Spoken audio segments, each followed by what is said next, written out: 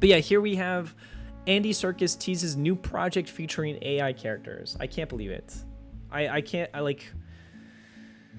Whew, we're already here. Let's read this. Andy Serkis has teased a new project featuring AI characters, as he describes the growing invasive tech as another form of magic that is frightening people. This is my hope too. He seems to be on the same side of optimistic that I am. I really hope that this just becomes an excellent tool for people. The Lord of the Rings star said his Imaginarium production outfit is working on a narrative-driven story that kicks off with 2D characters created using voice actors before they come out into an AR, augmented reality world. At that point, they become AI characters, authored by artists and directors. Serkis told a panel at the UK's Labour Party conference. They are in a world where you can have direct relationships with these CGI characters. Serkis didn't elaborate on the project, but spoke during a wide-ranging panel session in Liverpool about the possibilities afforded by AI. I don't know. Am I misunderstanding this? Like, do you think he's referring to actual AI or just a depiction of AI? Right?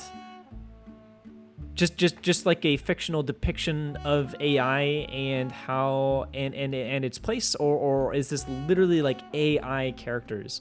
Is it another form of magic that is frightening people? Even the biggest VFX companies are not creating as great things as individuals in their basements.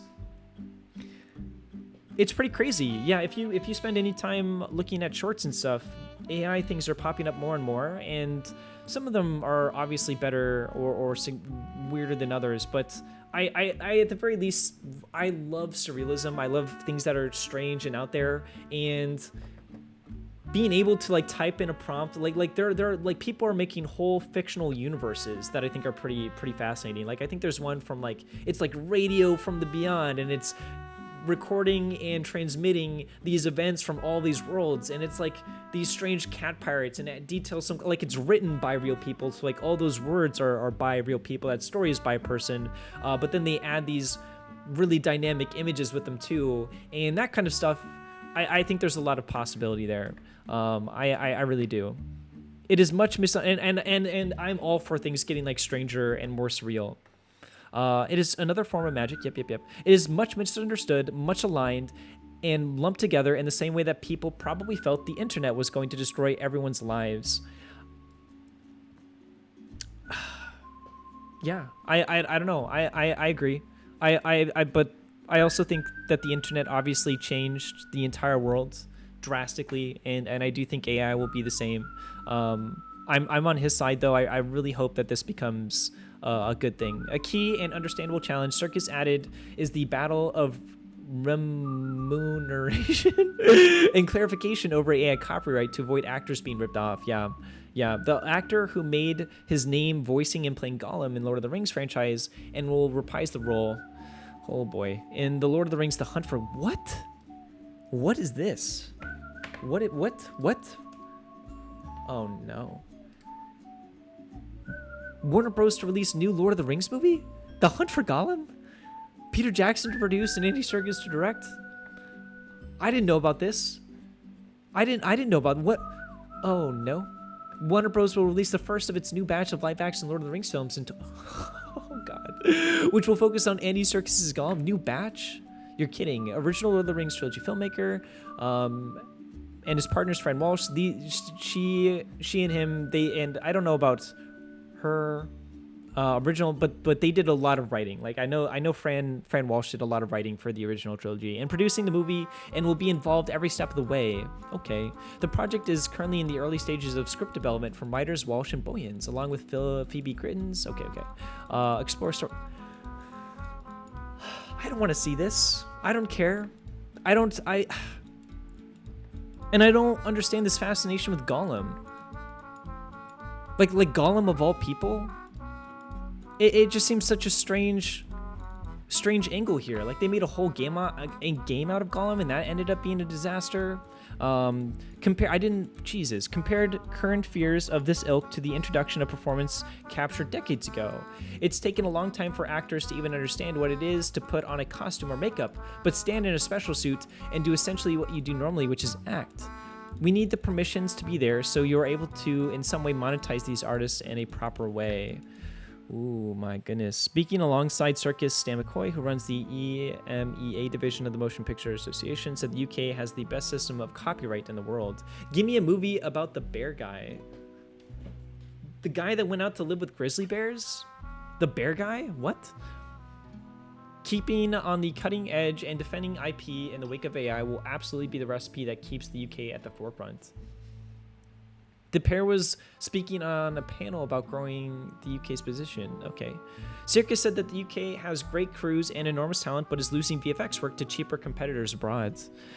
We create a pipeline that goes all the way through from creating the look and feel of a film or television series to the end of principal photography. And then there is sort of a vacuum. Suddenly the tax incentives aren't there to go into the next phase and finish off a project in the UK.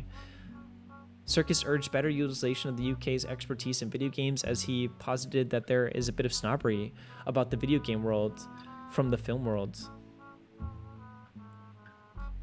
How did we get to video games? Did I miss something? From The Hobbit. Give me a Tom Bombadil movie. Oh, that guy. That guy. I love him being mysterious. I love him being like this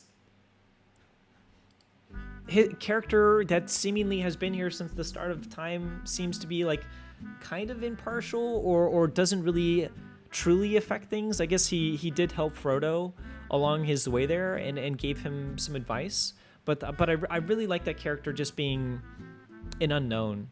I don't need any more of Tom Bombadil, I suppose. Like, even if you look up, like, there's pretty much no, and this just could be because Tolkien passed away before he could finish it or something, but even like the Tom Bombadil wiki has pretty much no information about him other than that he's just always been there.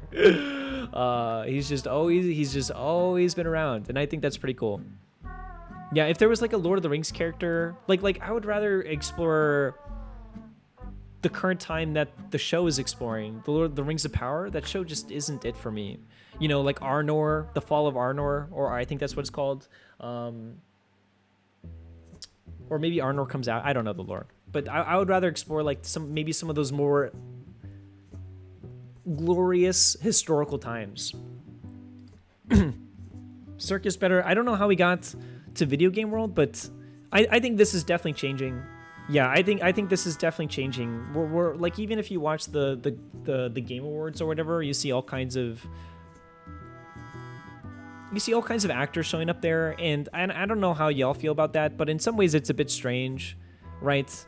In some ways it feels a bit strange, like video games are really trying to get Hollywood to accept them when they don't really need them. I think they've been doing an excellent job so far. Let's see here. There was something else that kind of interested me, but is losing VFX work to cheaper competitors abroad? This is probably the big thing. Yeah, this is probably the most important thing here to me. Like this is why, you know, no matter, I don't know.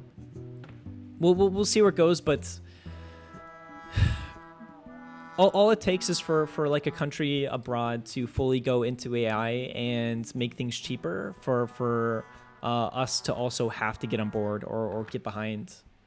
So it kind of is what it is. But then we have this here Thunderbolts trailer, and then we'll just get into, I don't need to see this, but I was curious about the new Marvel movie. It's always fun to kind of see what's going on here. And then we'll hop into Resident Evil 4. Here's your first trailer for Marvel's Thunderbolts, which is opening in theaters on May 2nd. Pick is directed by Jake Schreier and stars Florence Pugh. Harrison Ford? What? I thought, oh gosh, okay, well I guess Harrison Ford is kind of in here now too. I know that he's in, because I just watched Speak No Evil, which was also surprisingly excellent. Like, I was actually pretty stressed. I had low expectations for Speak No Evil, but it was surprisingly stressful. I had a great time watching it. You spend most of the time just in like really uncomfortable conversations. And the dad in that movie is basically like a bitch the entire time, which is a bit of a bummer. Like he's just like this little bitch the entire time, and he never gets his moment to really shine there. Kevin Feige is producing naturally. The movie revolves around a group of villains who are sent on missions commissioned by, oh god, what? I just don't care. I don't. I wish I loved Marvel back in the heyday and up through Endgame, but I don't know. Yeah, that girl. I didn't know it was a thing till I saw an ad yesterday. Let's look at this too really quick. But like my I can't believe that. My hope is that like I've been dreaming of the day that Marvel or just superheroes in general have to just go full on like experimental. Like they've exhausted every single option to the point where they just have to go like full on David Lynch experimental kind of crazy, really do something different. I think the Batman is a good step forward. The Batman Part 1 or whatever. Agatha along, and then the new Joker movie too. I saw the trailer this weekend. It seemed kind of strange, but I'm all for like getting weird. Like let's shake things up at least like a little bit. This is supposed to be a musical. It's supposed to be very divisive as well, is my understanding. Oh yeah, Joe Locke loved him. Let's see, Agatha all along. Agatha all along. Said after the events of WandaVision, Agatha Harkness recruits someone like the ally. Like, did she need a show? He's such a cool looking Joker. I agree. Yeah, I agree. Joaquin Phoenix. I'm trying to think about how to put it. He's one of those actors where I buy into him every single time. No matter the role, he just sinks right in, and I completely forget that it's Joaquin Phoenix. And the Joker. Like even during the trailer, I was impressed. Just the way that he acted in the car and was laughing at like what the events were around him. I think he did, especially compared to this. But apparently this movie is supposed to be pretty divisive, and I've been wanting to rewatch the first Joker movie since I kind of had like middling feelings on it. This performance obviously gives me chills every single time I see it, though, so it's hard to follow up. Yeah. It's like Edward. It's like the same dynamic as Edward and Belle, pretty much, where he's like kissing her neck, trying not to eat her. Agatha, did Agatha need a show? You know what I mean? Like House of Harkness. Oh, it hurts my head looking at this. Like the amount of lore that you need to understand to watch this show seems overwhelming. I just can't do it. I can't do it. Yeah, I really hope they just get weirder and weirder and weirder, and things get a little more interesting.